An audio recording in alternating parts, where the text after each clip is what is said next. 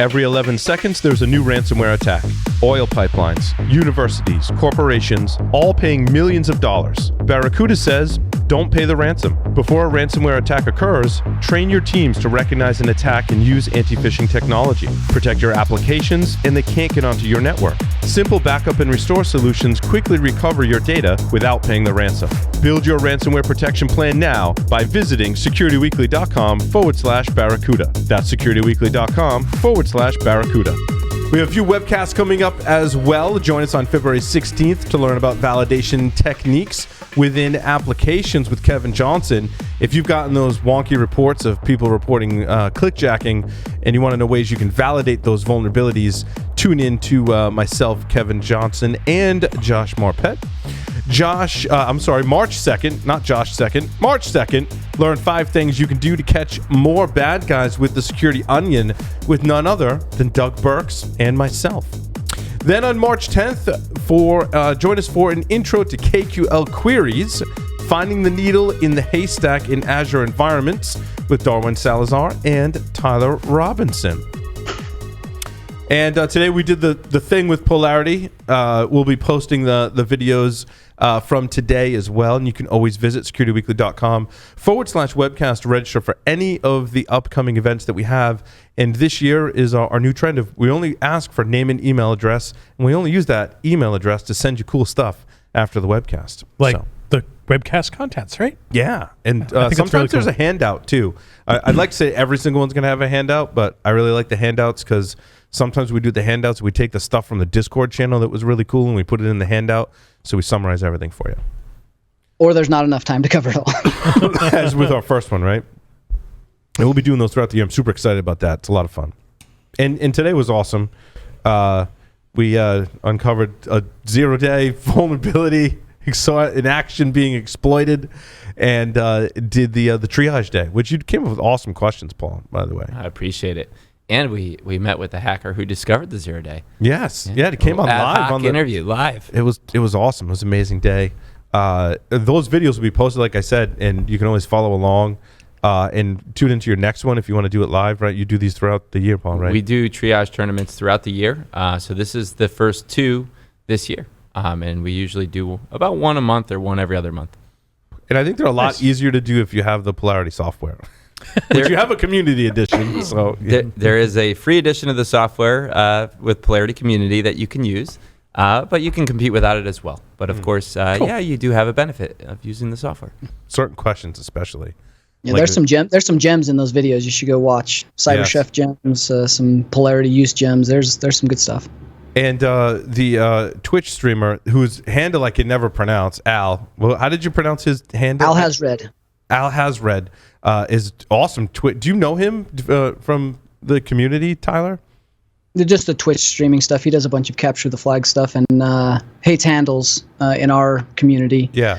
Garrett, he's followed him for quite a while. He's one of the ones that definitely recommended him from some streaming stuff to kind of follow along capture the flags. And Al Has Red seems like a very experienced pen tester too. He knows his stuff really well and had awesome content throughout the afternoon. So.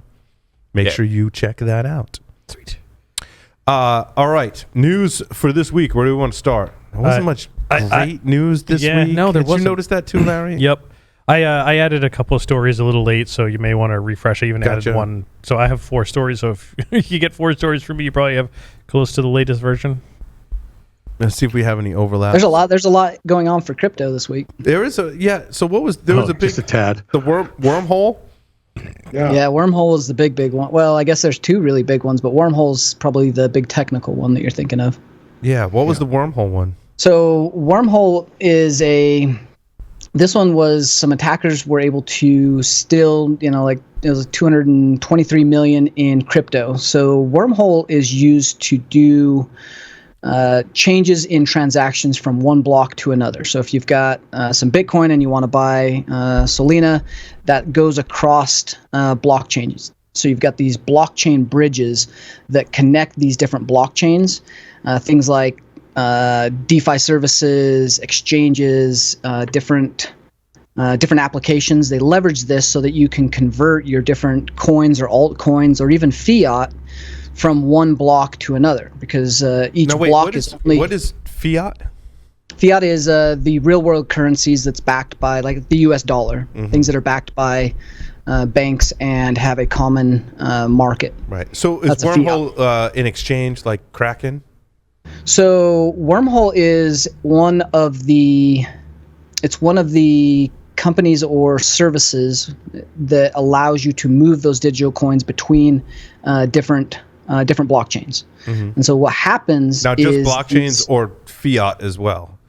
And is there a difference? For this one, it depends on who's using it. So so if it's a fiat, you're probably going through an exchange, and that exchange may use something like a service like Wormhole to then convert it back to the Solana blockchain. So this particular one is an issue with Wormhole where they did not validate what's called a guardian, and the guardian is what locks up the token. So as you're converting from one blockchain to another, you take the token, it gets locked up by the guardian, and you unlock it, or it validates that, it mints that, and unlocks it on the other blockchain for the exact same amount. And so this trust guardian that handles this, taking the crypto, locking it, and making sure that you get the right amount on the other blockchain. There was a vulnerability in that. Sorry, Tyler, I don't follow cryptocurrency as closely as a lot of you do. Is this going from a wallet to wallet, so a wallet in one cryptocurrency to a wallet in another cryptocurrency?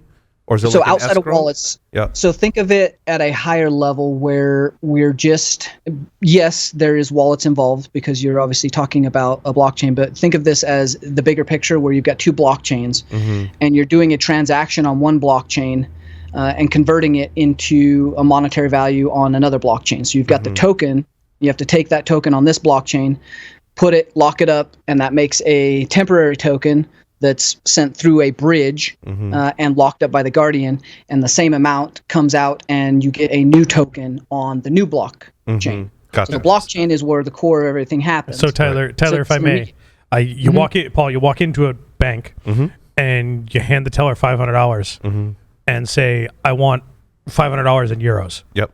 And she takes the $500. She takes the $500 and the teller puts $500 on the counter, and it's locked by her behind the counter. Yep. Gotcha. Yep. That's exactly it. So. Yep. They go into the back room. They get however many euros, and they put that on the counter.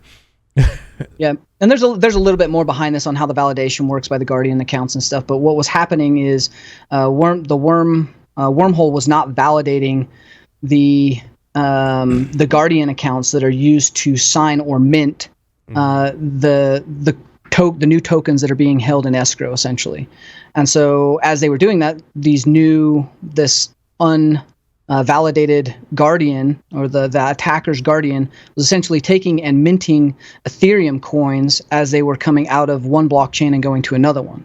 So all of these transfers that were happening, they were able to mint these and spoof it because there wasn't validation through the Wormhole. So the guardians weren't doing, or the Wormhole was not doing proper validation of their guardians between blockchains. So they get locked up by smart contracts. Does that mean the true destination cryptocurrency was never getting converted, if you will, and it was only going to the Ethereum, right? It would never end up in its final destination. They were passing it to their own wallet. Yeah. Okay. So they were signing it, and that guardian was sending it to a wallet that was controlled by the attacker. So the verification was not happening between blockchains. So those smart contracts were basically being broken. So or not executed. So Tyler, correct me if I'm wrong here. To do that analogy, the guardian puts the $500 down on the counter. The teller puts the $500 on the counter, and they go to the back room to grab $500 worth of euros. And someone comes and takes the $500. No, and you tell them. Yeah. Then the teller says, "Here's your $500 in euros," and you say, "No, I give you $1,000." Yeah. Oh, someone in the back room took your other. Yeah. Yep. Yep. And so the signature set, the transaction.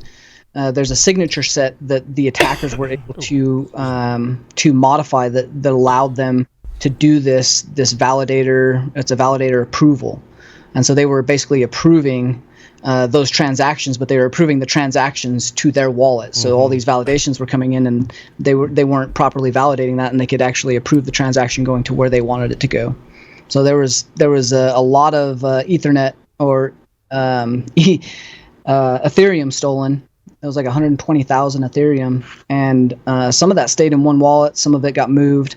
But there was a lot of people that were very, very upset about this. So that's the fourth largest attack. A rapping TikToker involved in this particular fraud. That's a different one. Which I think is amazing that she was apparently, so it was a husband and wife apparently, and the wife was also apparently has something of a music career going by the rap moniker Razzle Khan, or RZK, is a verified artist on Spotify where she describes herself as creating sexy horror comedy raps with an authentically awkward twang.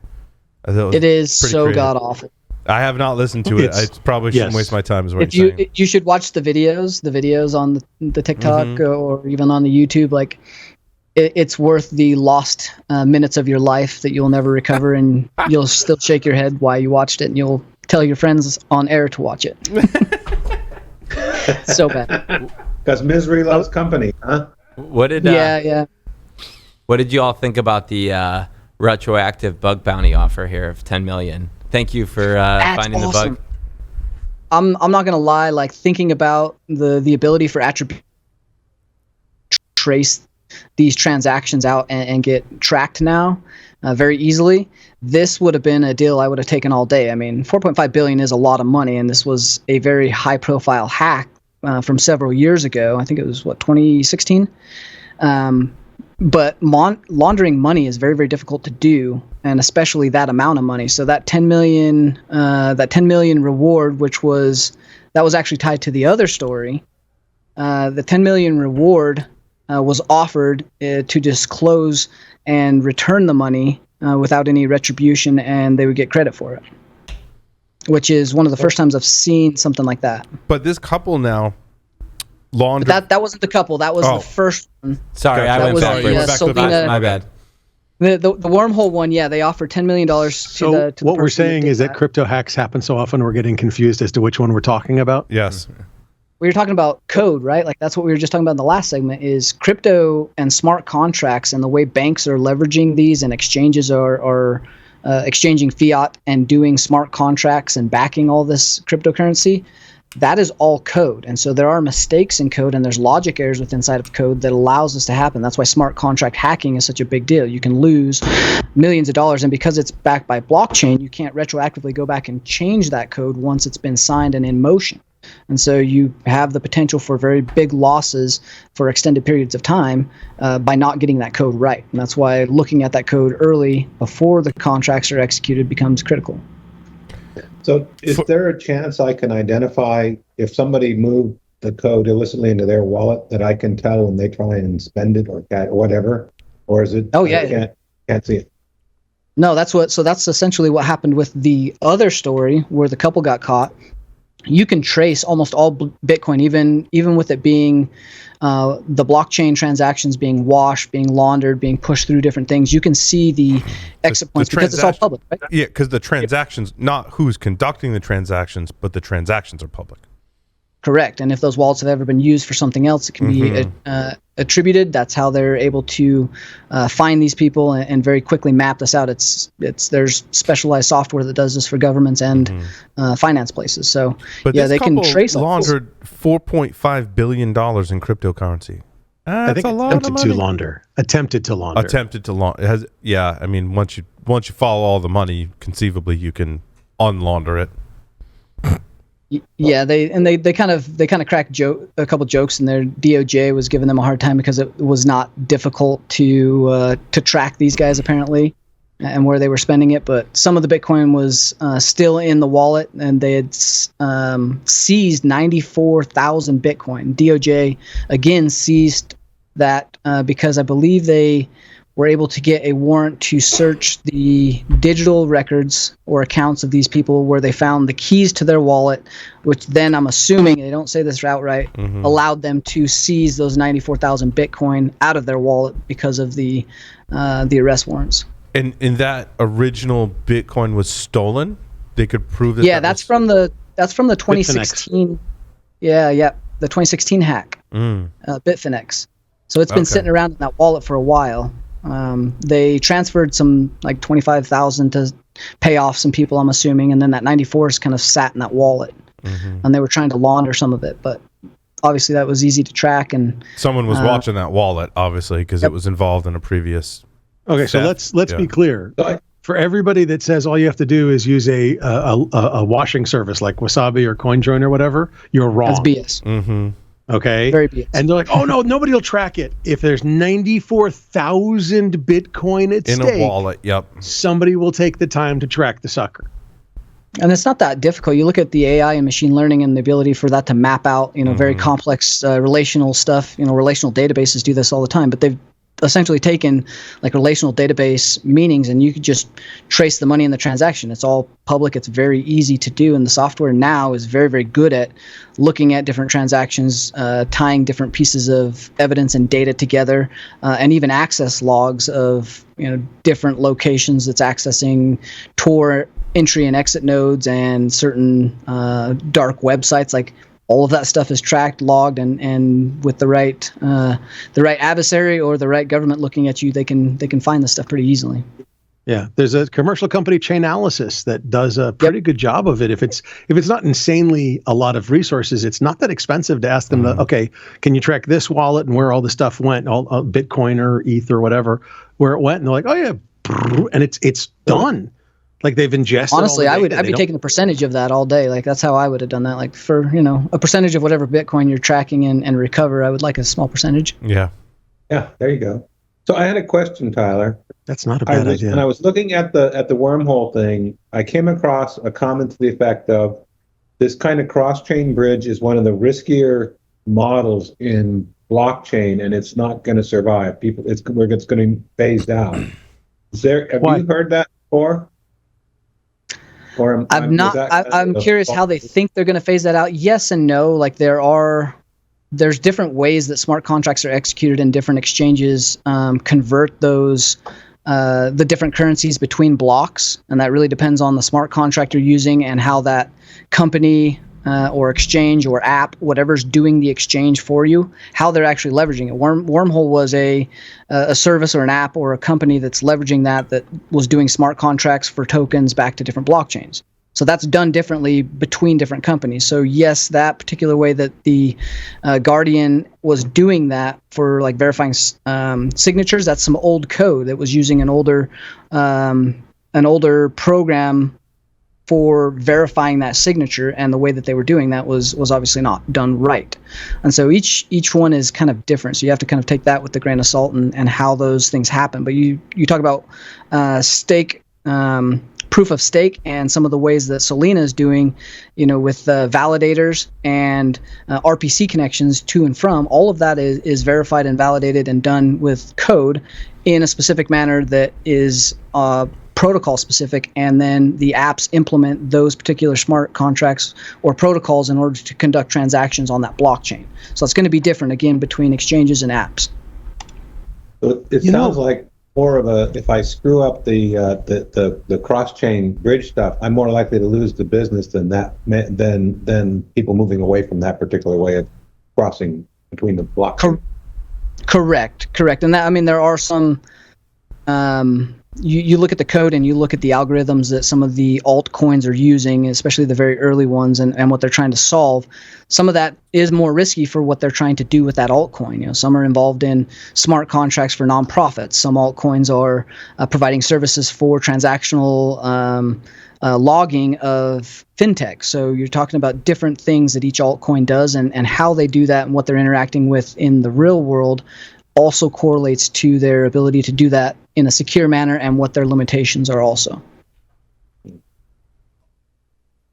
I this is a little bit off topic, but it's fascinating how the cross-chain bridges and everything else, it really relates back to very old monetary systems. We're talking like medieval stuff where banks and Western Union didn't exist, type of thing. And so you'd have somebody that was a known financial person, a factor, write a note, and you'd take that note, you'd give them, $1,000 or pounds or whatever, and you take that note, and that was a credit note, and you could take it to any one of a network of people across the world, and they would hand you £1,000 type of thing. And it's the risk. There were significant risks because you could forge a note. You could, but they had seals and things to do it. And it's fascinating how we're really recreating a similar monetary system. Cryptographically, that's what we're doing here, and that's why we've kind of went to the blockchain. Yeah, there's a decentralized portion, but we put a lot of trust in banks and institutions that back our money and our transactions and what they actually do. They fall under regulations and have to do certain things, but we don't control a lot of that. This is, we're taking that one step away, and now we're putting our trust in math and our ability to create algorithms and cryptography that is sound and useful. But the flaw then falls into how you use that math and where that cryptography falls, because it is all code based. So it is very much similar. We've adapted from that medieval to bank, where we're trusting central banks, where we're regulated on banks, to stock markets that have intrinsic value and things. We've moved a lot of that into programming and math that is solid and verifiable. We've taken some problems away from that, and now everything's public and verifiable and we control it, but we also are relying on our ability to get the code right and utilize the math and cryptography properly. It's fascinating. It's absolutely fascinating. Sorry.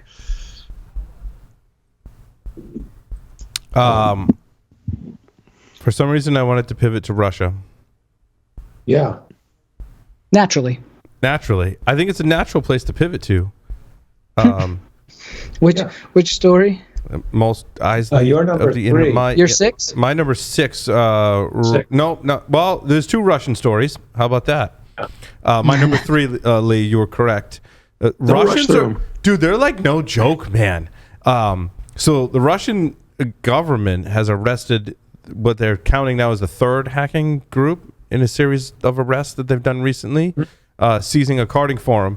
Now, what's interesting, security research discovered that the source code, so they took over the carding forum, and the public websites for this carding forum were changed to say, like, this has been seized by the Russian government.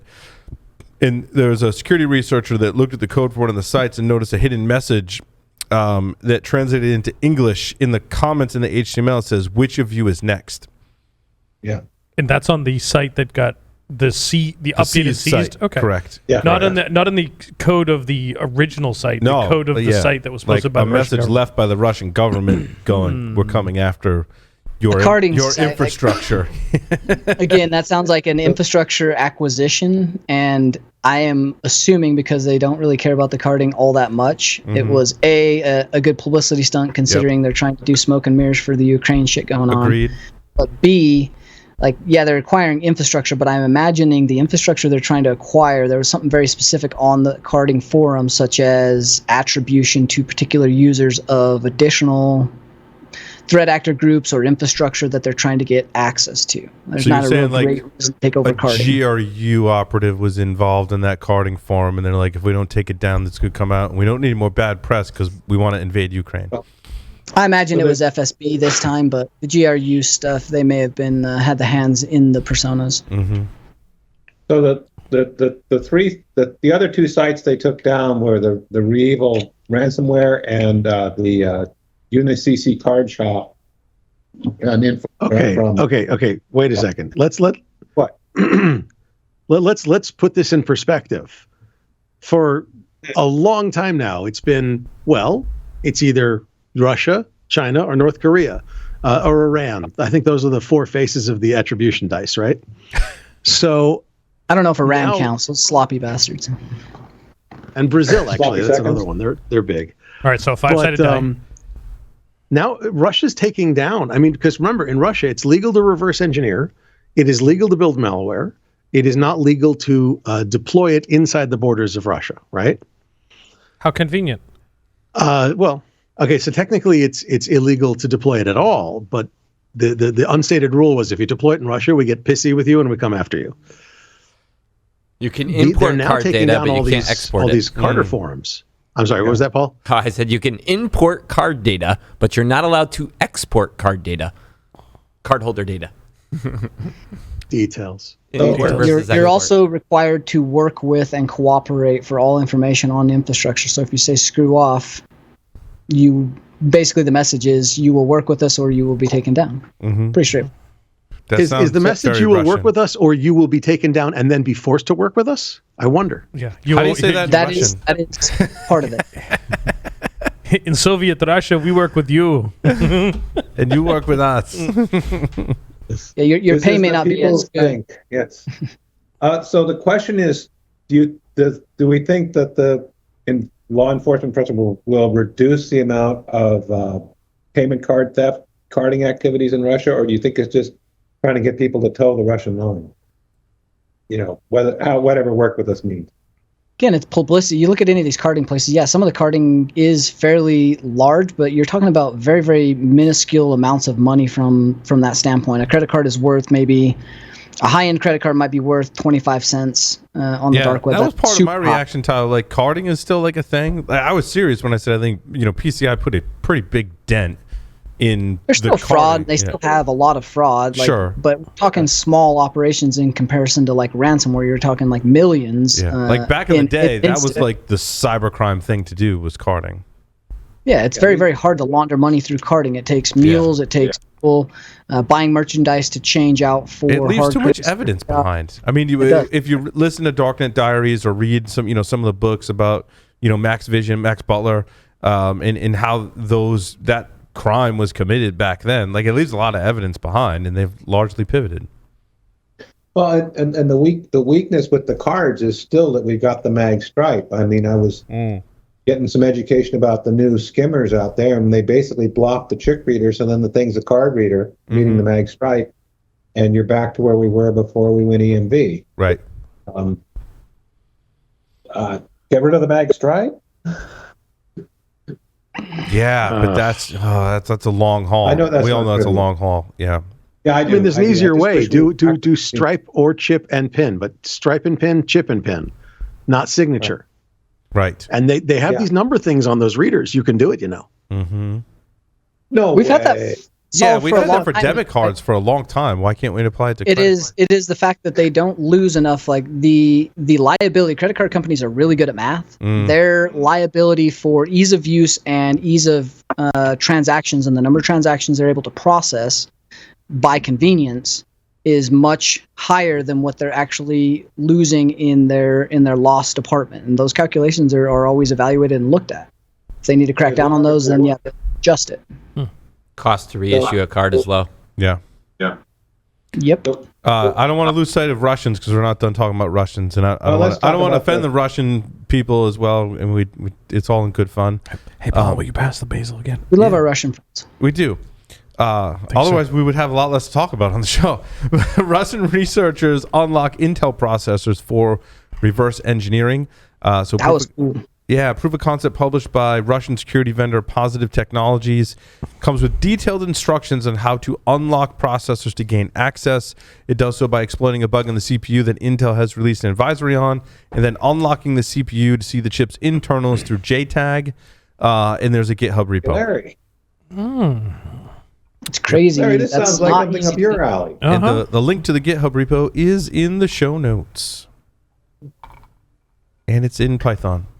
So and I'm curious, what is the motivation behind just unlocking the chip? I can think of a lot of nefarious reasons for looking for like undocumented SOC calls and things where you're able to mess with registry and memory directly off the processor.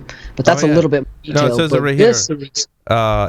There's a whole little tutorial on integrating files into the firmware image. And then disabling OEM signing. Are you joking? Oh my gosh. Yep. That sounds like motivation. Totally to implant Tyler's malware. going, okay, I'm taking notes. Implant malware into the firmware itself. Yep. So wait, so am I going to be able to... I don't know if they need to do that. Sorry, Lee. I don't know if they need to do that just to be able to start reverse engineering it, or if that's part of the post reverse engineering attack. But there's some lengthy documentation on that GitHub repo. Yes, there was. So my reaction is that you're using the JTAG interface and you want to reverse engineer the chip, but I mean, hopefully this is something then you don't have to have JTAG access to exploit what you discover, because that's not really going to scale. Yeah, I think it's JTAG access to maybe find more vulnerabilities or exploitable points. You just have to have that JTAG to get the visibility off the chip first. Yeah, that's the first step there. Research team. The last one. Dmitry Skylarov. we've heard that name before a lot. Yeah. Wait, what? Wait, where'd you see that? Wait. I'm looking at the GitHub repo down at the very bottom, right before the license. Oh, Christmas. Dimitri Schuyler of license copyright 2018. Wait a minute. Yeah, research team is listed as Dmitry Skolarov.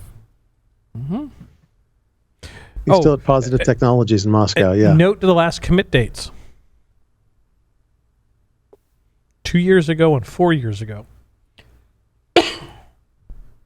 What was? Wait a minute. How do we know? Spectre? Was Dmitry Spectre? That was Spectre Melt. Yeah. Elcomsoft. Yep. Ah. A DMCA case. Oh. Yeah. I remember that's all coming back to me now. Yes.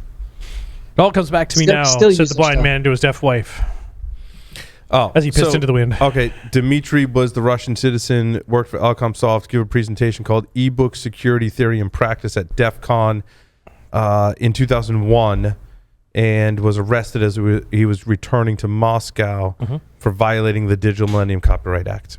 Yes, the ebook thing. I had Still forgot- some of my also- favorite software. Right? What, Elcomsoft? Yeah. Yes, good stuff. Very, very useful for a few things. Have you ever looked at the source code of that? Mm-hmm. It's hilarious. Do you know there's a wait function in most of it?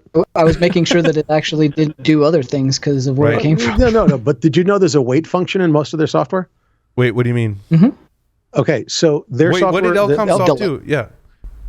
The Elcomsoft stuff, decrypted PDFs and anything that would have a password on it, that kind of stuff, right? Yeah.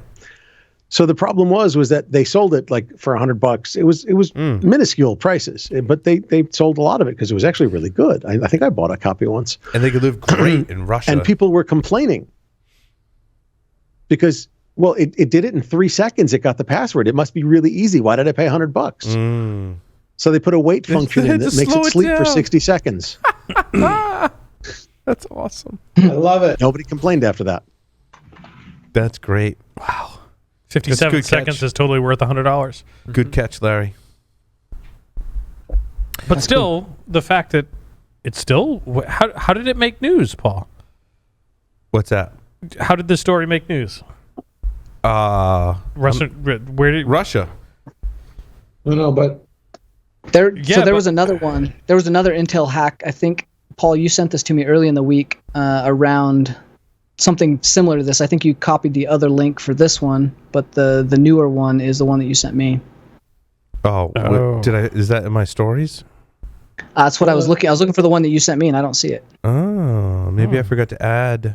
Well, you added the GitHub link. It's the same one that's the published from the. Yeah, it might have been Tyler. This came from another news source that just summarized this article, so I swapped it out for the actual news article link, and then in the news article link in the show notes, I derived the GitHub page that it linked to. there's So actually I a try link to the scrub. I GitHub. try to scrub those out because a lot of news feed services are just aggregators. So I try and strip out so I might have sent you the aggregator link, Tyler. But still, Nice. they're talking about that particular code in the link in IT News that you have posted, Paul, and that story was posted today. Yeah. This was recently the mainstream news. This comes from IT News Australia. It was published on February 9th. Right, and it includes a link to the GitHub repository. So Two-year-old findings become news today. And the GitHub repo is 2 years old. Interesting. Yep. Yeah, It's actually so older than that, but Right. the last update The was last 2 years update ago. was 2 years ago. Yeah. What was the event that made this newsworthy now? I mean, I was thinking there was a recent, I was going to find something that said this has recently been exploited, or, somebody's given talks on this or something. Because it's kind of cool, but I'm surprised it's not newer on the repo. There was one that was new. Like I read through the whole detailed article on it earlier this week. So there is a new one that had code attached to it. I'm looking for it now. That's my suspicion. There was something newer that triggered this, and we just, don't have it. Unless they dots took aren't it down. connected. The dots aren't connected or something. Yeah, but I mean, I think it'd be fun to play with in a lab just to see if you could replicate it and get in there and access the chip the way they say they are. That would be kind of fun. But I don't know what else I'd do with it yet. But of course, I'm not as smart as some of these guys. So, Paul, if we may, if I can hit one of my stories. Yeah, please do. It was the last one I added, which was kind of fascinating to me. And when the story broke a little bit earlier today, my story number 4, there's actually been a little bit more that's come out about it since show started and all that type of stuff. The Mazda infotainment units hacked via FM radio. Of your interest? Yeah. So turns out some late model Mazda head units in vehicles, when receiving some FM broadcast from the local NPR station in Seattle, crashed and effectively crashed the device, the head unit, and forced them to be tuned to that station. The NPR station was like 94.5 or something. And the only thing that a user can do to the head unit is adjust the volume. Can't change the channel, can't do anything else. It's effectively locked. It's frozen at the local NPR station. So it sounds like it's doing an infinite reboot. Yeah, it's trying to process image data. I assume that's encoded in that tag that says you're listening to this station, this artist. Yeah, whatever. so the subcarrier for the digital stuff that shows up on your dash, like, oh, you're listening to Rihanna or whatever it is, they can include other digital data. Properly. Yeah, they can include additional digital data in that subcarrier to be received by your head unit to be displayed on the head unit, like album covers. Yeah. And what happened in this case is the radio station neglected to include a file image extension. So like .jpg on one of the images, which caused the radio, no input validation, caused the radio to crash, reboot, and when it reboots, it's still on the same station, so it gets that image again, crashes. Man, that's pretty darn cool. But when you started describing the story, I assumed it was more like Snow Crash, where there was a certain phrase I could have made. Technically, it is a certain phrase. It's an image without an extension, right? But that'd have been awesome. Of course, the first thing I did was I sent this story to Mike Poor, because his wife drives a Mazda, late model Mazda. And I'm like, he's like, we use satellite radio. It hasn't been a problem. Damn it. Please tell me you're stuck listening to NPR. It could happen if that's satellite radio. Any provider could have done it because they all have this signal they can. Yep. RDS in this case for FM is the protocol. Thank you. So is the fix to put your car in a Faraday cage and then change the station? Well, yeah, put your car in a Faraday cage, reboot it, and then change the station. Right. Because once it receives the signal. But you said it locks to NPR, right? Yeah. Can we just send this to every red state? Yes. You know those red states are heavily armed, right? Do they drive Mazdas? Car radio. What are they going to do? Shoot their car? Maybe. No. Jesus. That's one fix.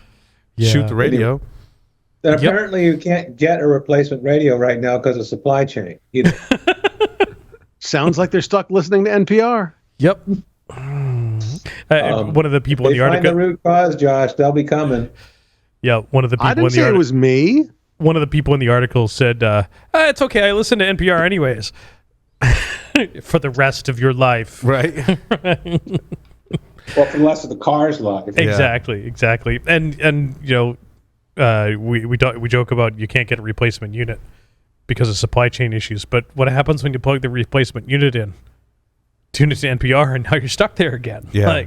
Can you disconnect the battery and will it reset the radio? Well, yeah. And go to my understanding was that it it reset the radio, but as soon as you ever tuned in that area again, it was back. But at least you get out of the loop and you could tune to other stations. Yeah, they were at least I think so, but they were sort of indicating that even a power off and a loss of power to the radio, it still retained its kind of last setting. Yeah, like it didn't use to in older cars, but that may have changed. So. Yeah, I know. I mean, I've drained the battery in my truck a couple of times in the last year, and all my Bluetooth stuff stays paired. Yeah. Time is right, and it's still on the same radio station, and so. Because everything's a computer now. Yep. Persistent storage. Yeah. You want to talk about the metaverse? Sure. How much money can they afford to lose? Only if you can define metaverse first. They try and define it in the article and they do a really bad job, Josh. Which article, Paul? It's very meta. This is my story number 10. Okay. So I pulled from this article that future malicious actors may figure out how to make their presence undetectable and invisibly join meetings and listen in on business conversations. I think we're talking about like way future attacks where we have business conversations in the metaverse. I don't see that displacing other communications mechanisms for quite some time, perhaps. Although I still think of the metaverse as Second Life, so I'm old. I mean, it kind of is Second Life, right? Like that is the concept behind it, is bringing a virtual reality or augmented reality to a place that has physical, tangible things that you buy and bring into this alternate world. Like that is Second Life. With some VR, right? But like we've seen, so I think the biggest cue that you're right, Paul, is the fact that we went to this massive, very quick work from home mentality and spin up, and doing business in VR or hanging out all day in VR or being, part of whatever alternate world this is, that didn't take off during that time. Yes, we have some problems to address with social problems, mental capabilities, kids and their ability to interact with other kids. So I think it could solve some of those, but I didn't see it take off during a very critical point when it should have. If it did, it would have been probably what it's supposed to be and revolutionary, but I don't see it as a very quick adoption. It's going to be a little while. Mm. Can we get Kavya Perlman to come back on the show? Yeah, it's a good one. Good one, Larry. Because it is very, how you address the security and what we're talking about is the metaverse. I guess what I'm confused about is what metaverse is kind of just a generic term. Like what actual platforms are we talking about where people hang out? I know metaverse is a place. Yeah, metaverse is now a platform. So that is the platform, not just a general term. It is both. Correct. It is a general term, and it is also a virtual world, a place. And is it a virtual world that Facebook is just providing the platform through the Oculus platform, or it's independent of Facebook? But Facebook is a big player in this space because they own Oculus? I don't even know if it's necessarily tied to Oculus. So, Lee? So the interesting thing, I was in a conversation earlier this week about a service called Gather.town, and it's a platform that your avatar, and it's for conferences and stuff, but one of the interesting features is as you get near a session of people, you can overhear them. Mm-hmm. We're used to a Zoom room. You got to break into the room in order to be in the conversation. But the idea of proximity participation kind of blew my mind a little bit. That was similar to how InfoSec Oasis was done over the last couple of years. Yes. That you start getting closer to folks and you can overhear their conversations and voice and there was security models around it, and so it's kind of cool, but I'm a little concerned. Yeah. I mean, there are security models around it. Of course. And the folks that did InfoSec Oasis were pretty cool about those security models and that type of stuff. And well, I'm not trying to. I just think it's concerning, but it's also kind of technically very cool. Mm-hmm.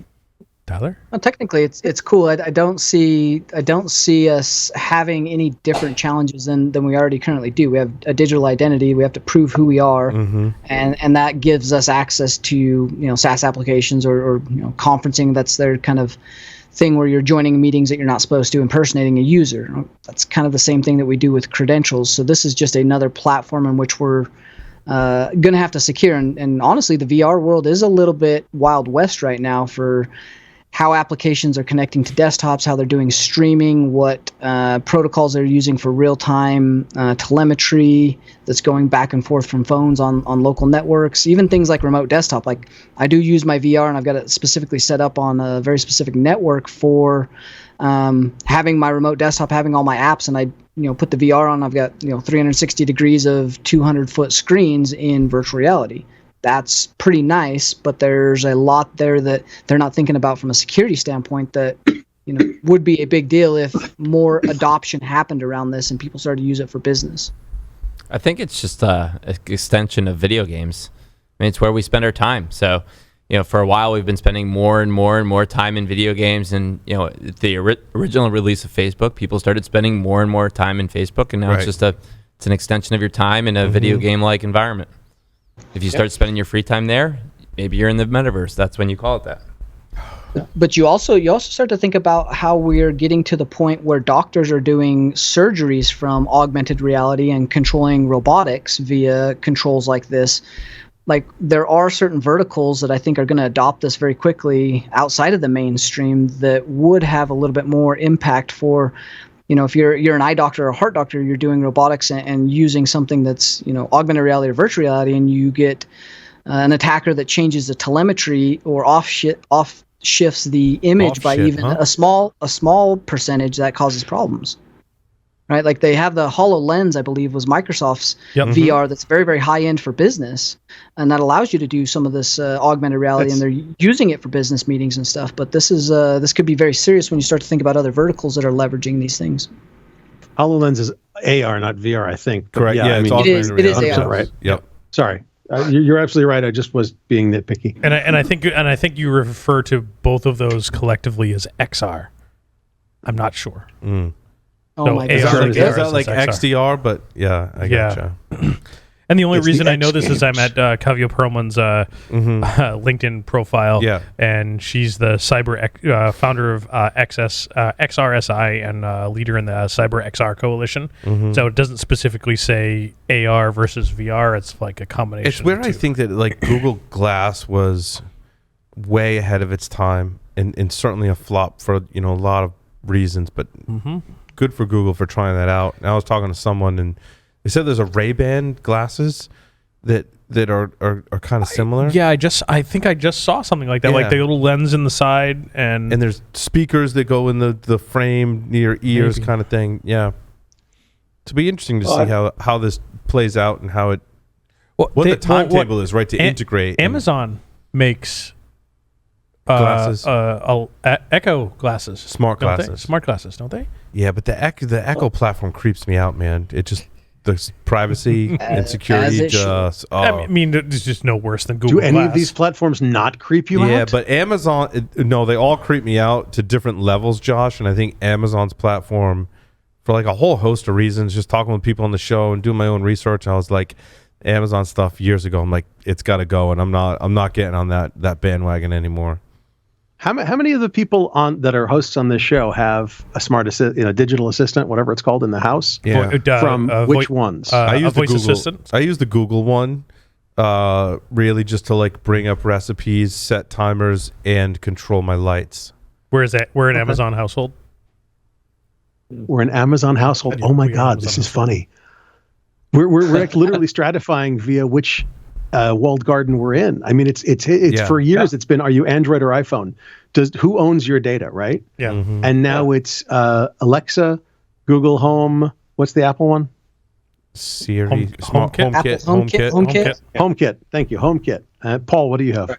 I use Google. Yeah, I carry a microphone around with me everywhere I go. It also has a camera on, and Yeah. it doesn't point forward out of Pixel my 6? eyes, but it is a Pixel 6. Yeah, I think I have the same one with the same case. with the same case. Huh? Yep. You got the.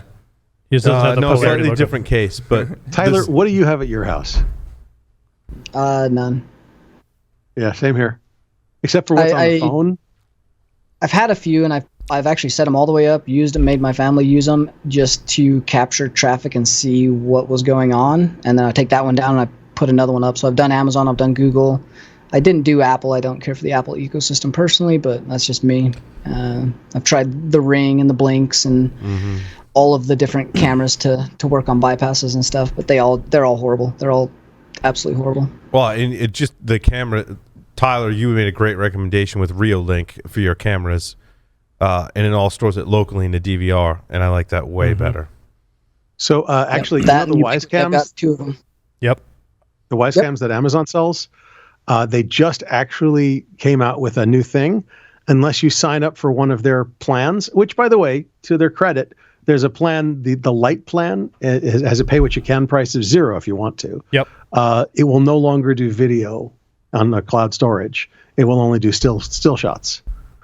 So it's But it's like I very strategically place those ones. yeah. But Wise is actually open to open source development and so forth. They say RT. You're allowed to use RTSP firmware. I mean, I give them a lot of credit. Yeah, they have like beta community supported firmware with RTSP, which is ironic because I have Wise cameras at home, and they just said, "Hell, there's updates for cameras," so I went and updated them. But the one that I have RTSP on is like the alpha firmware didn't need an update, and is like 17-point revisions forward from their current. So it's like 10.1 is the version we just updated to, and this is like 10.26 is already on there with RTSP, and that was 18 months ago I put that on there. So the opposite of your legacy modem. exactly.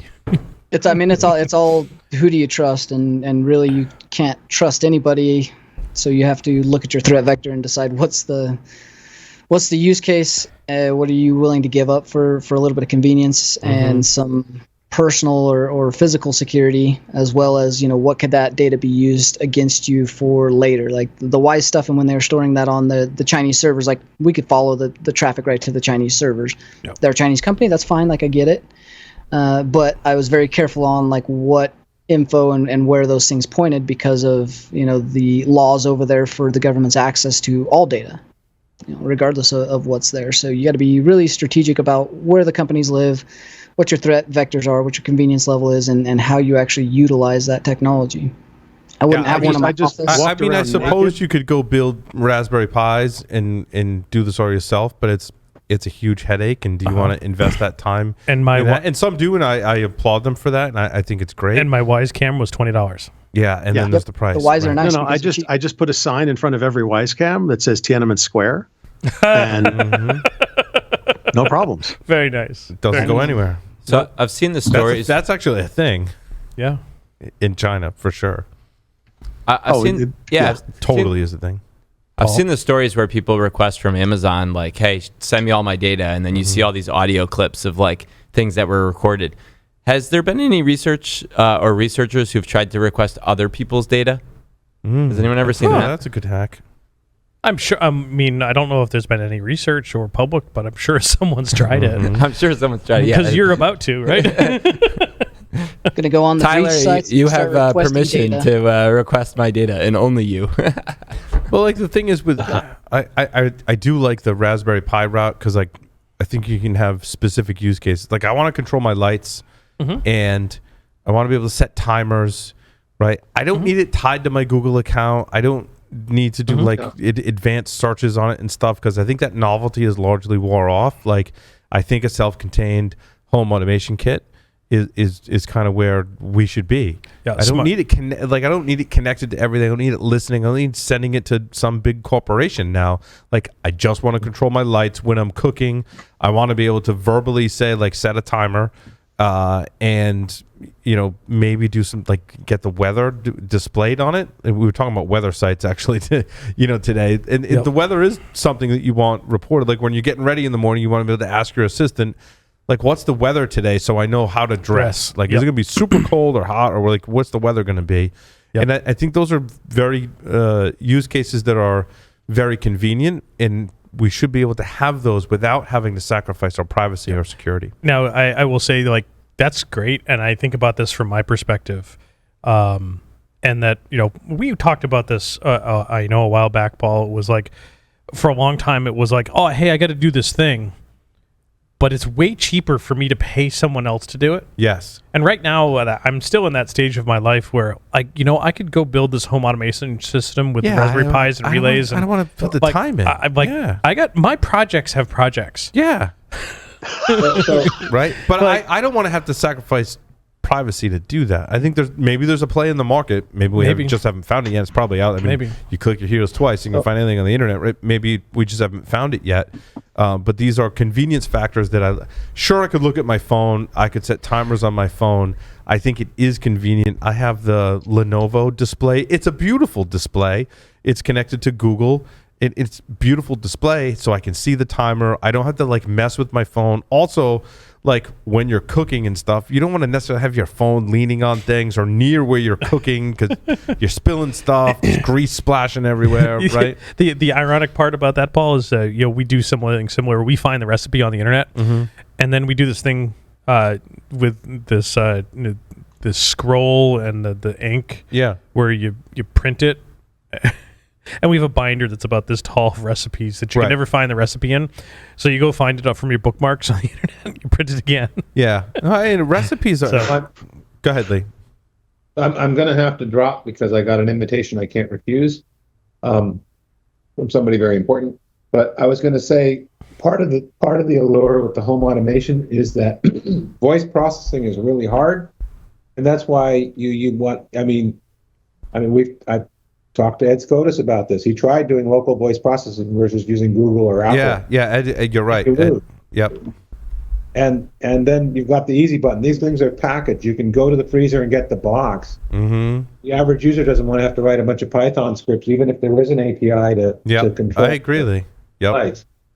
We'll let you go. Yeah. I know Shell's standing there in lingerie, and that's your invitation. It's okay. We get it. Amazon, please set mood lighting, please. Alexa, set the lighting to swanky. Yep. Alexa, play Barry White. See you, Lee. Good night, Lee. You know he will. But we'll shall. We hope. One can only hope. A little bit of both.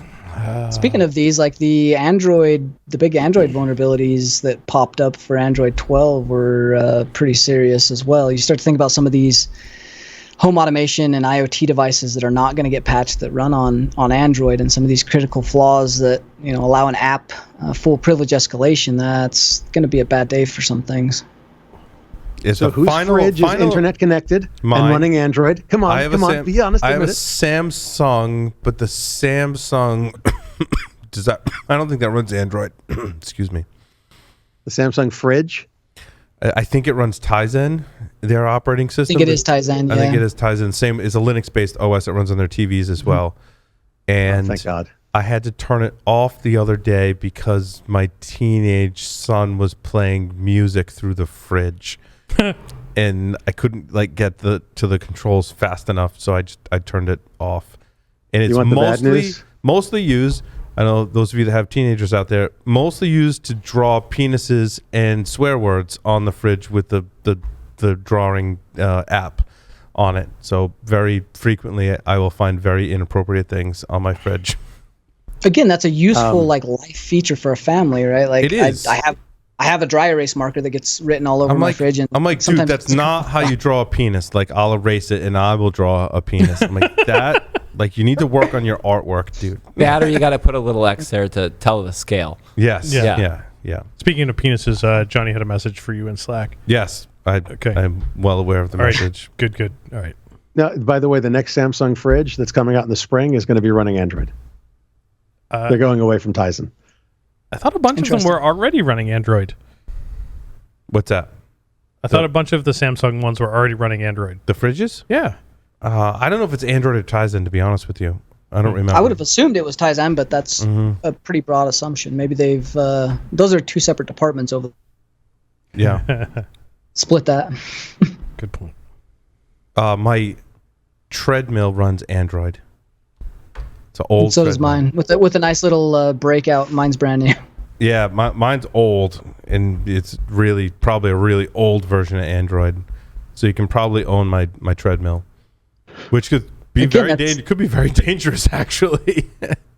You start to think about that, like IoT, people just brush it off, even security people, and I've done it myself. Where before I've had very isolated networks, is what's going to touch that, what's going to who's going to hack me from that. But you think about the apps that run on those and stuff like Shodan or Log4j, when people start to exploit those and get access into a network, they don't know what's there. If you're not properly segmented, you may have sensitive things for work. You may be running on the same thing where you're doing banking. There's a lot of ways that you can use those devices as pivot points or proxies, and that's the biggest thing. Botnets use them for proxies all the time to issue attacks out from your IP to keep from getting blocked. So, presumably that is a big deal from a internet health as a whole and the attacks going on across the country, as well as attribution and your ability to keep your work and home information safe. Any other stories, or do you want to cut to the squirrel story of the week? We can cut to the squirrel story. Squirrel! What was just you pulled the squirrel story, Yep. So my story number 1. and you made it your number 1 story, which is awesome. Pizza place accidentally ran magazine ad featuring naked man in latte. I expect nothing less. In the latte art. Latte, all in the art, yes. So this pizza place in Philadelphia went and created this whole new flyer. Is that a naked man? I'm looking at the picture. Yeah. So they went. Oh, I see. It's the meme naked man. Yes, I see it now. It's one of those ones you got to look at to see the. Yeah. You got to zoom in a little bit. It's a big black naked man meme guy. Yep, sitting on the edge, of the bed with the baby's arm holding an apple, dangling off the edge there. That was popular in early 2020. I think you got me an apron with that. I did, yes. and I had the ugly Christmas sweater. Yeah. Yep. So Pizza Place in Philly printed this flyer that went out to all of the local mail delivery folks as part of the little local paper to say, hey, we got a new menu. Here's your coupon. And like the top of it was like a pizza, and they apparently pulled some clip art from the internet somewhere for their latte. How does that happen? You steal clip art from the internet. That's how that happens. But like no one saw. Like there's no, because they only doesn't leave anything to the imagination. They don't proofread the pictures. They proofread the words. Right. And if you look at it quick, you might not see it. Yep. That's kind of the point. Yep.